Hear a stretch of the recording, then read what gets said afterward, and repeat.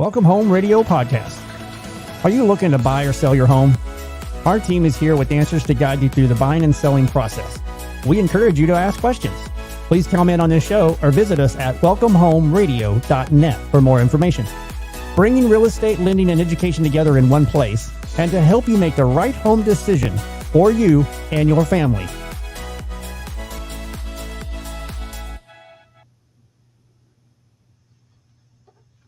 And welcome to Welcome Home Radio, where real estate, lending, and learning come together. It is December 11th, and I hope you're having a wonderful holiday time and have great plans for a wonderful Christmas with friends and family. Today, we are talking about a topic that is really challenging because rent is burdening families across this nation. Over 17 million families are paying over 50% of their income toward rent. What are alternatives to this low housing inventory crisis?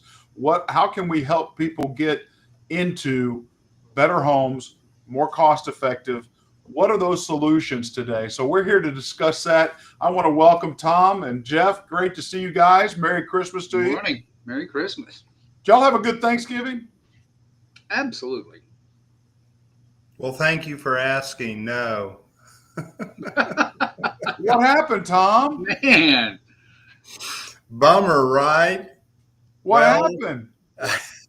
I guess the biggest issue was I met my daughter's first boyfriend. Uh-oh. Oh, that kind of sums it up. Oh, yeah. Welcome to a new world. Yeah, this is not something Dad is used to. You know, we call him the old man on the show, Jeff, but he's really behind times here. That's true. I've already met 3 boyfriends / son-in-laws now, so it's like, come on, Thom, catch up. Have you not allowed her to date until she was 35? I mean, what? I was thinking more like 40, but yeah, something like that. You think you have pushed that as far as you can kick it down the road, huh? Yeah. Holding hands with another man. Not your little girl anymore? Oh, well, I'm sure I'll recover. And if I don't, I'll end up killing him. But whatever the case.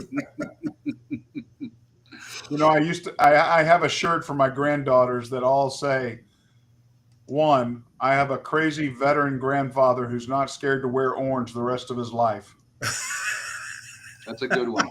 Do they wear that shirt often? They wear it often. The oldest is 9. The youngest is, I guess, 5 months now. Wow.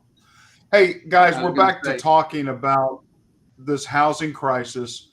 What's going on? Rent is just destroying families, whether it's renting a home, renting an apartment. I mean, 17 million people paying 50% of their income. That is amazing. How are these people going to survive in the upcoming years?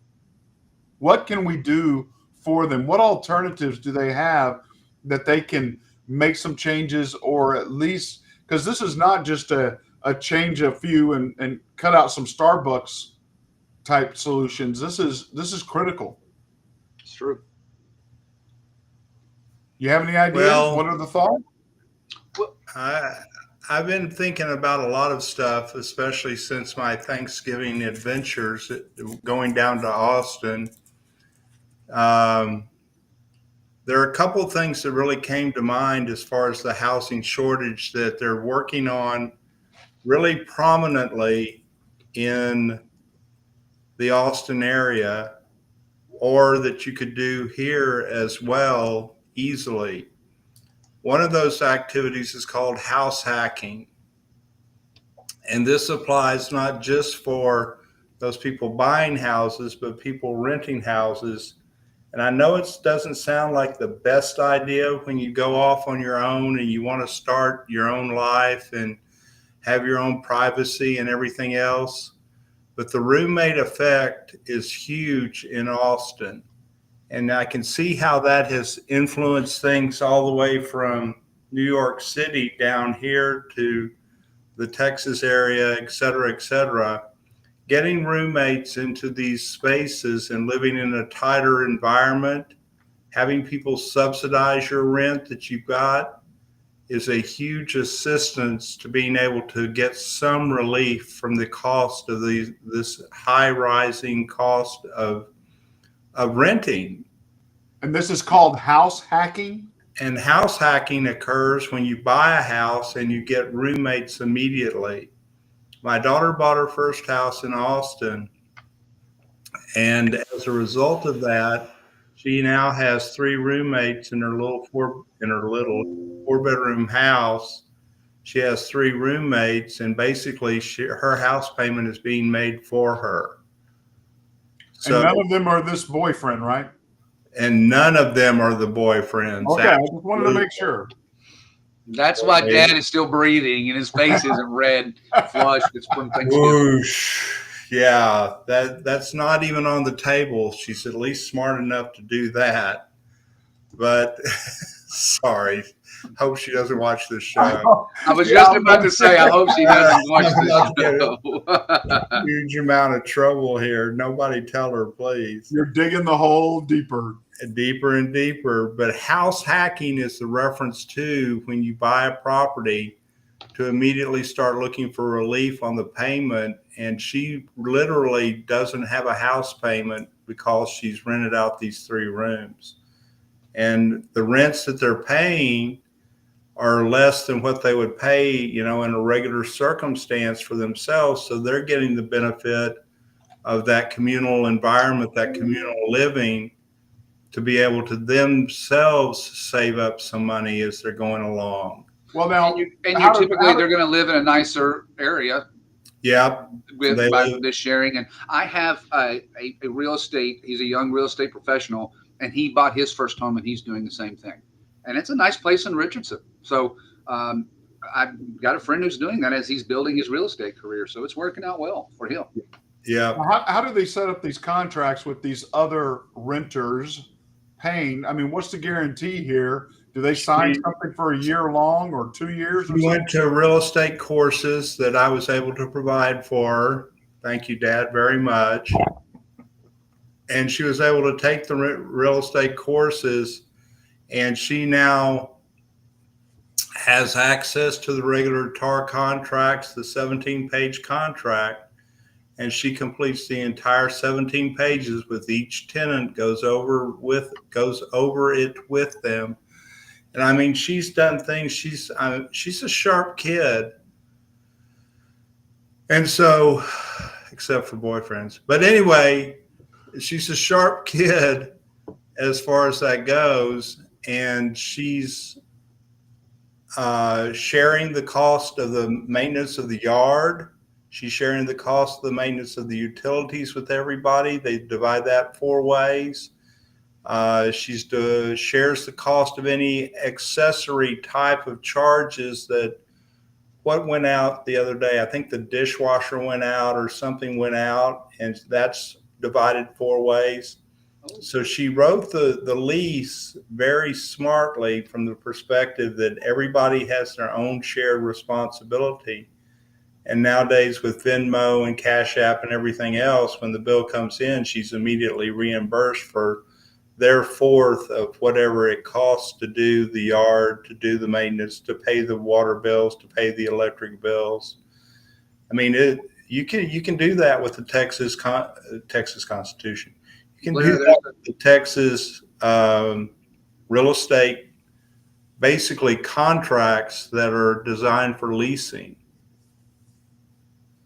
I'm just sitting here trying to think of can I get my wife to sign one of these contracts?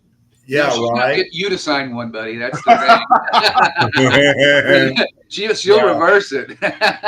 I know her. Yeah, she's she a will. smart lady too. I don't even want to approach it. But no, I was going to say we have some personal friends, and she's in her 20s. She's graduated college. She bought her first house. In this case, her boyfriend did move in with her, and she made him sign a lease because you just never know what's going to happen. Wow. Everybody feels all hunky-dory and great. So these are very solid alternatives.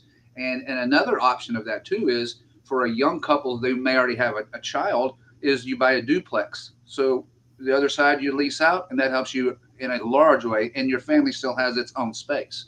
And that's interesting you bring up the duplex thing. That was the way my parents, I mean, if I go all the way back to my parents, that was their first house. When I was born, Mr. Jacobs lived right next door in the duplex that they owned, and he paid enough money that, again, he was basically subsidized, the house payment that they had on Springfield in our first house.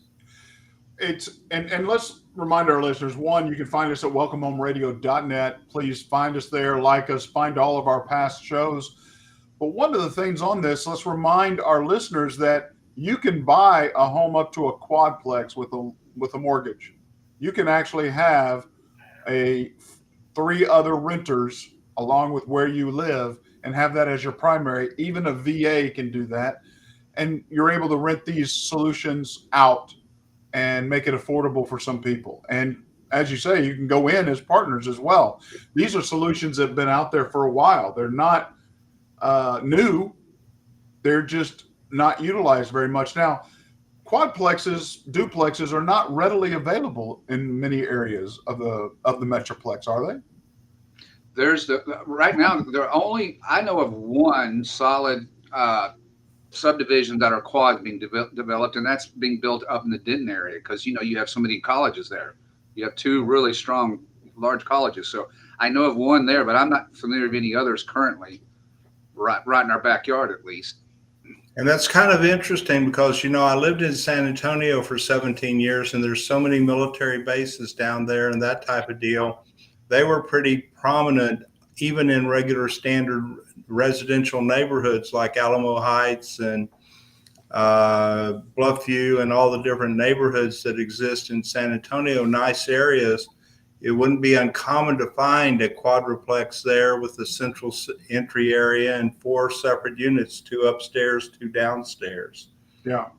So, it's kind of strange. The different housing markets have to make some adjustments. And that comes from a lot from, how our city fathers look at zoning. And that's a big deal with regards to making it. They finally did an arrangement here where I live, which has always been tough on multifamily type of living environments. They did a little area there was really no other use for it but residential. It was off street. It was not going to be a good commercial zoned area, but they finally allowed for duplexes on it, which was really an unusual allowance here in the city where I live. Now, Tom, whenever you start talking multifamily, I generally think of apartment complexes or greater than 4. Are we calling multifamily also a quadplex now? Multifamilies are 2 to 4 family residences as allowed under RESPA, Real Estate Settlement Procedures Act. So, yeah, I've actually had a test once, and I was sitting there going, "Are they talking about apartments?" When the question was about multifamily, and I've always remembered that question. That was like, duh, I should know the definition. So, multifamily. On the residential side for federally related mortgages, VA, FHA, and conventional financing, those federally related mortgages, multifamily means 1 to 4 family residences. Okay. Well, one of the other items, or I should say options that are coming up more and more are unique thought process like tiny homes. Now, everybody knows Amazon's selling these things right off the web. You can buy them from $20,000 up to $50,000. But these are actually prefab homes that are able to be sent to a location. But to do mortgages and actually lend on them, they have to be established with real estate, and they have to receive, plumbing, septic or waste, electrical. But are these actually, I see communities being thought up, designed, as well as I see them few and bottom for the military, that tiny homes are options. Have you seen more and more of this, or are you seeing this, Jeff, with what you do in title? Are these options out there? We're not seeing so many tiny homes that I've noticed that have come across to us because I think a lot of times, many folks are putting those just on an acre or two or so, just like those who are buying barn dominiums and then finishing those out.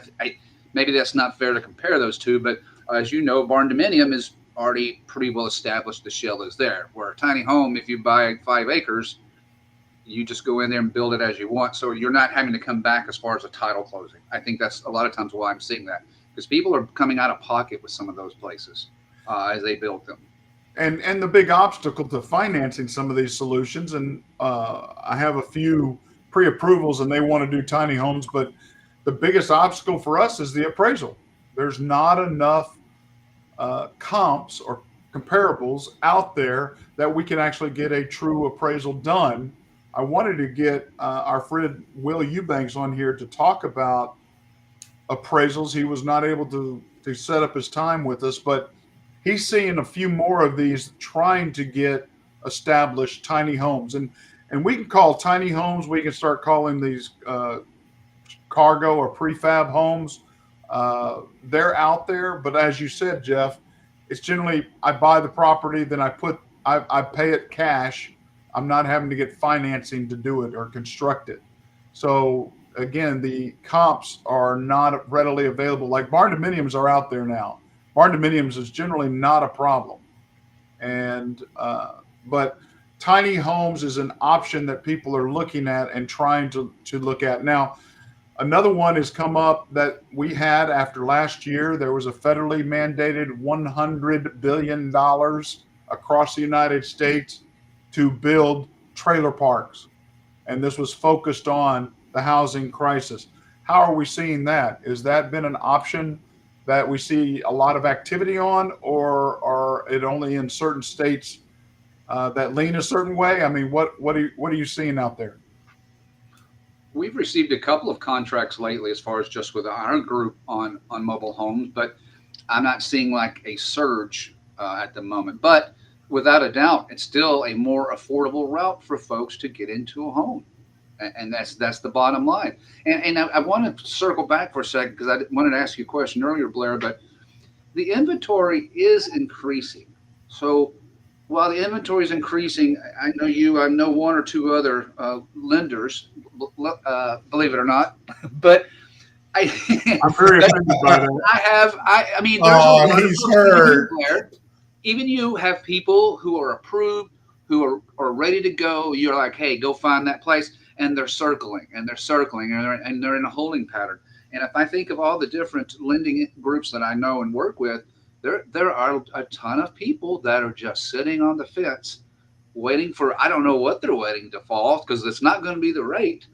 But in the meantime, they were thinking it was the rate.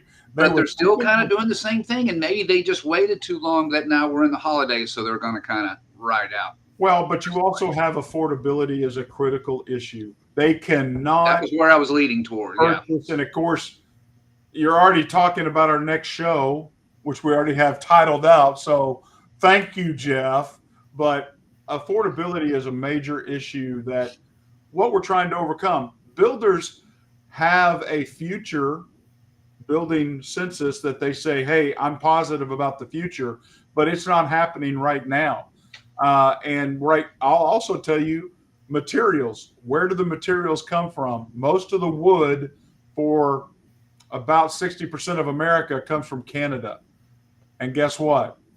Guess who's coming into office that's going to put a lot of tariffs? Tariffs are going to be put, and that's going to raise costs. That's going to impact buyers as well. So do we see affordable housing being built? And I'm saying affordable housing being 2-3 bedroom, not 4 bedroom or up. But also, I mean, the medium household purchase right now is somewhere right around $400,000. Well, what happens to some of these people that are already pre-approved that only can afford $250,000, $300,000? Mm-hmm. But they're getting blasted and their rent. They're paying over 50% of their income in rent. So how do we help these people? What can we find as alternatives? It was interesting. I was doing some research and talking. One of the fun ways I was thinking, and it never it never thought to me that this would be a solid, but evidently the rise of houseboat purchases on lakefronts, like Lake Livingston to up here. I mean, I've seen more and more houseboats being purchased. Now, that's not a mortgageable lending solution, but it is a solution that somebody can live on. I'd be in on that, except for when tornadoes come tearing through. Oops. Well, and you talked about other solutions, and I'm not much on social media, but I know I've seen some of those clips of people even living in their vehicles. They're buying these Sprinter vans and they're finishing them out, or they're finishing out their pickup trucks. And there's one young man, he's got to be in his 20s, I've seen. He's living in his car for 365 days, and he's saved up close to 60 grand. But he's completely a young man living on his own, and he's about to buy some land. So his little thing has been a journey. He has these little videos, but that's how he's making it affordable and finding his way.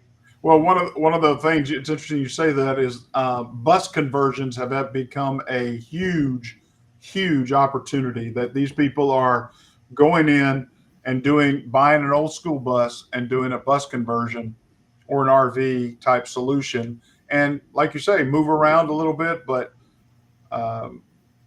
that's where it goes back to trailer parks, hookups, gas, water, electrical.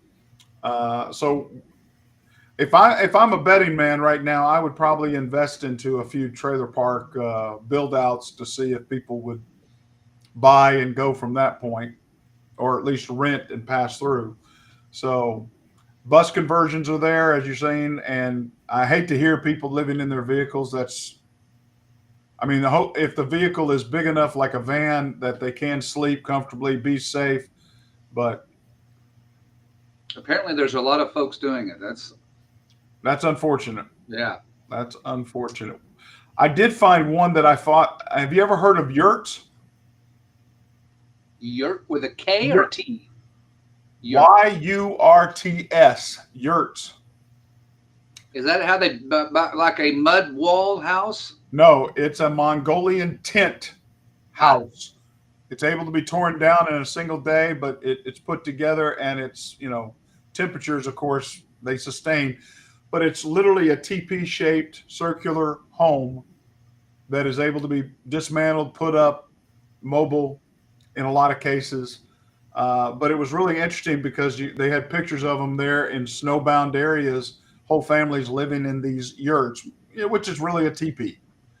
It's a little more sealed up and probably warmer than what a teepee would be. But it was quite interesting to hear, because they're designed for cold weather areas like Alaska would be, or zero degrees. Wow. So do you have to live in Mongolia if you get one of those? Say that one more time. So you have to live in Mongolia if you get one of those?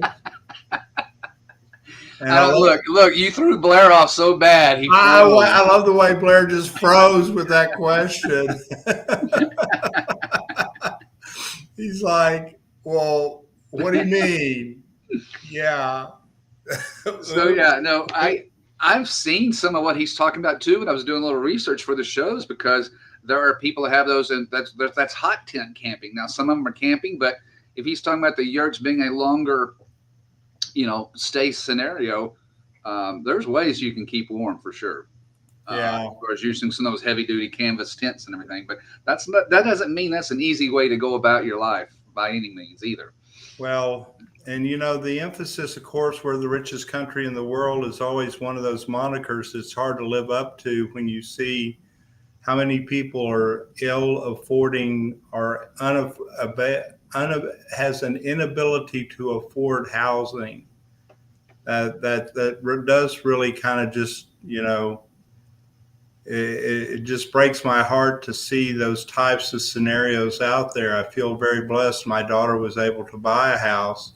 Mm-hmm. Because really, income-wise, she didn't qualify as well as she could have. So mom and dad probably helped finance some of it for her. Well, why is it that so many of us as well, I think, I want to be careful how I say this, but those who are born and raised in our society and culture, where we have so many cultures here that we work with, live with, and hang out with, and it's okay for them to live with mom and grandpa. But I think for many of us here, we're still not adjusted to that yet. I would agree. I'd agree with that. As we see more and more Eastern societies, and we see more Southern societies doing and trying to figure out the magic of getting to where you need to have your own space to raise your own family, raise your own kids. There's that transition period, and a lot of it was, again, one of the things that struck me, of course, about the COVID period was the fact that we saved up more money as Americans than we've ever saved up in our lifetimes. And yet, as we get to this point in our histories, we're back down to where we were traditionally as far as spending and savings are concerned. Mm-hmm. So we didn't learn anything, I guess, is what I'm saying. Well, we haven't educated our next generation, that's for sure, because debt continues to rise. And a survey was done recently that said, yes, I'm still paying on Christmas debt from last year, but I'm still willing to go into further debt for this holiday expression. I could believe that. It's crazy. I mean, if we averaged out the total debt, every family in America would have $66,000 of debt to be paid. Now, well, I'm not doing my damn part. I'm so stupid. I'm not picking up any more debt. I mean, I like debt free. Hey, Thom, I'll come pick up your card. I'll help you out if you really need me. Oh, okay. Thanks. That's the solution I was looking for. What are friends for? But there's not a debt on my car, so you stay away from it. Well, you might want his car to be picked up after he runs over this boyfriend. I mean, No, you talked about generational homes. I really thought that was on a comeback here about 2 years ago, because I saw more and more generational homes being built and designed, having 2 major kitchens, having that. It makes it more cost effective. These are things that I think might be a solution coming up that we can have, but we have to have the homes that have that variety. Or you share a kitchen, but you have 2 master bedrooms, that sort of thing. I've seen several of those. A comparison for you, Blair. It's very interesting as you say it, because I'm not going to use their names. Comparing 2 builders, one who's a very large entity, not just locally but across the country. They were building those. They were building those, but I think what was happening, the footprint. I missed something you said maybe, but the footprint was so big they needed larger lots, and then the houses to do that became so much bigger. So now, I don't know that you were saving that much because you just put 2 houses together. Yeah. So it may give you the separate, but as far as cost effectiveness, I'm not really sure on that. And the other thing was the other builder on the very opposite end you mentioned a while ago. They've come in from the East Coast. They are buying up land like crazy, but their focal point is staying in that $400,000 price tag to keep it down and be able to help those. So there's 2 different extreme ends. But 400,000, Jeff, 400,000 doesn't keep it cost effective. I mean, you can't get into a house in an urban area for much better than that, can we? So but we're not building toward a lower income family. I mean, the builders are they're maximizing their dollars by building up and not out, as well as making affordable housing available. Well, and the other point of that is with the builders I close, the number's amazing of what it costs them to finish a lot and have it ready just to even start building a home on it. Like we said, they're facing inflation as well. I mean, we're all talking about our inflation and affordability. Well, they're going through the same process and the same battles. That is true. And supply and demand will make that happen. I mean, I don't see this housing crisis changing anytime soon. And it's a challenge that I wanted to try to give people some options that they could at least search out, think about, and not have to live in their cars, their vans, not have to make a major lifestyle. But some people that are committed to, as this young man was, I'm committed to saving money. I'm going to live in my car or van for a year, and I'm going to videotape it. It's going to be an adventure, but my intent is X. I'm going to pay off student debt that I went to school and didn't get a real degree that does anything for me, or I'm paying off debt that I have, or I'm putting a down payment down so I can afford ultimately one of these homes. It comes back to being really what is a goal and budgeting toward that. And I just think society, because they don't carry cash with them, they don't know how much they're spending every time they slip that card into something. And I see it all the time when people come through, well, I can afford a home, I should be able, but yet their spending is way out of whack. Mm-hmm. You know, once they finally understand that $7 per coffee at Starbucks, and they're doing that 40 times a month, that's a lot of money comes down to it. And they have to change a lifestyle. They have to budget. They have to establish some disciplines on savings. And as Thom brought it up, we haven't been saving money. Americans used to have a 5% savings attitude. I think we have a paycheck to paycheck attitude, because I want to catch up with the Joneses. And, you know, I'm concerned, but I think we've offered some solutions here today that can work out if you investigate them, if you look at them. And a lot of these can be financed. Some of them cannot, for obvious reasons that we shared. So any final comments? No, thank you. Thom is shining like the sun now. He is. I'm trying to, can't see anything. Oh. Well, imagine that.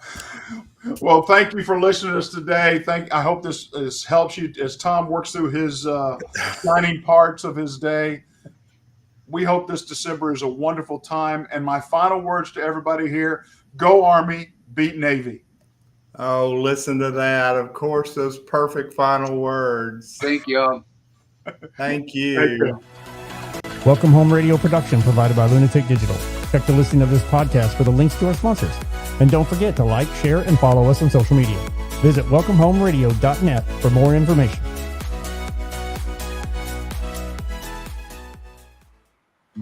This was a Lunatic Digital production. Visit lunaticdigital.com for all your digital needs.